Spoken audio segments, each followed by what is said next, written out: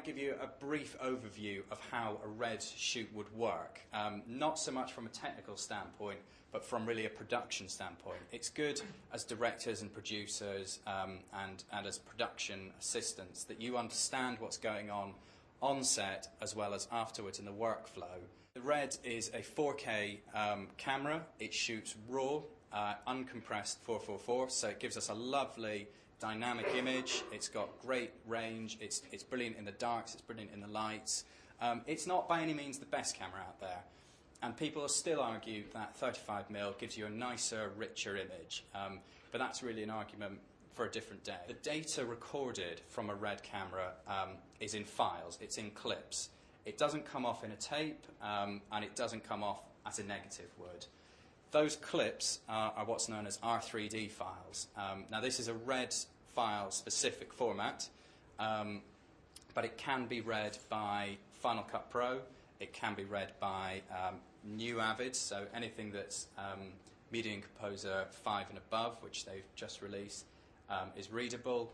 And importantly, it's readable by the grading suite. So it's readable by Baselight and DaVinci and Simulate Scratch, which is the missing link for such a long time, because it's great having all this fantastic footage. You run it through your edit, and then you get stuck in the grade. And if you can't do anything with that footage in a grade, you've really lost everything you've worked so hard to get out of the Red. So going back to the camera itself, on set you're going to have your camera, just like a 35mm camera, and I've kind of grown to the belief that if you treat the Red like a 35mm camera, you'll get the best out of it. That means you've got to have a full crew. That means you've got to have a focus puller, you've got to have a loader, you've got to have a DIT, and I would argue still that those are separate roles, and that you need to leave room in your budgets for a DIT and a DIT kit. So by that I mean, you've got to have either a laptop or a Mac Pro, something that you can then offload your footage to. The Red shoots onto either hard drives or it shoots onto CF cards. And CF cards, I'm sure you've all seen, are these little kind of small dinky cards, 16 gigabytes or 640 gigabytes. You can fit a lot of material on these cameras. On the bigger drives, you can put on something like about 5.5 to 6 hours worth of footage, which to you might sound fantastic, but to the DIT who's left at the end of the day to download it, they're going to be there for 4 or 5 hours waiting for that footage to come off.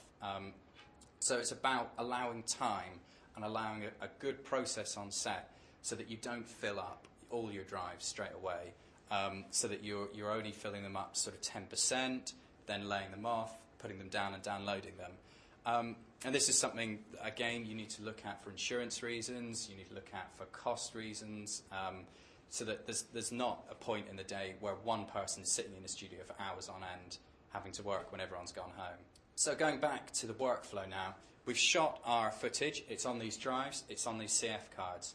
That footage then needs to be taken from the DIT and given to from the loader, who gives it to the DIT, who then takes it away and takes it back to the DIT station.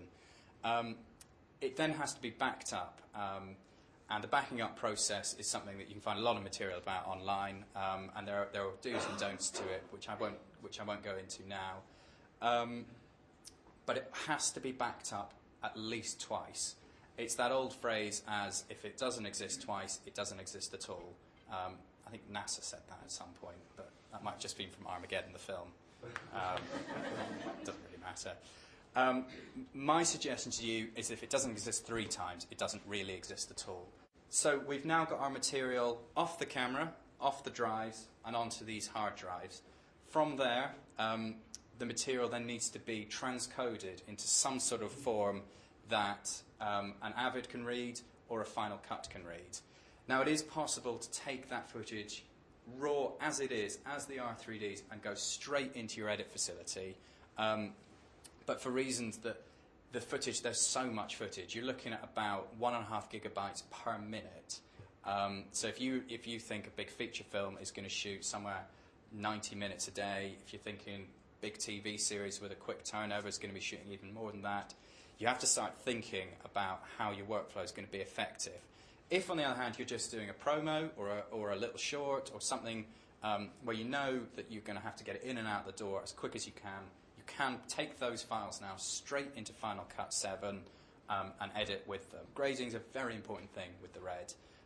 People used to say, you had a very flat image, it didn't look great, but these days DPs understand that the footage needs to go through a good grader, and it's important to get someone who has worked with the footage before. And often these are the more experienced people, they're going to cost more.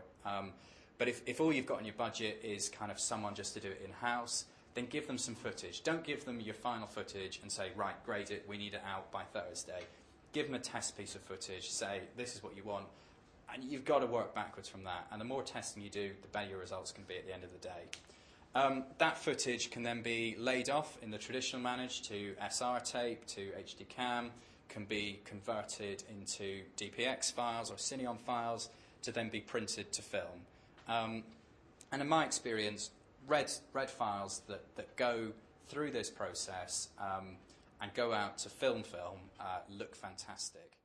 My background is through ADing and line producing into producing for telly fairly big budget drama for BBC One, ITV1 primetime, things like Lewis, 5 Days, Joe Madison's War. And so obviously when you're doing shows like that, the look is incredibly important, but the budget's incredibly important, and bringing the two together is incredibly important. But also, at the moment, it's the high definition delivery that everyone wants that's becoming increasingly important, and an ability to provide that, particularly for the mainstream channels. So you do need to get your workflow in place, and if you're not technically minded or you're not used to it, then you do need the right DIT or data wrangler, I've heard them called as well, don't know whether you take offence to that term, on board.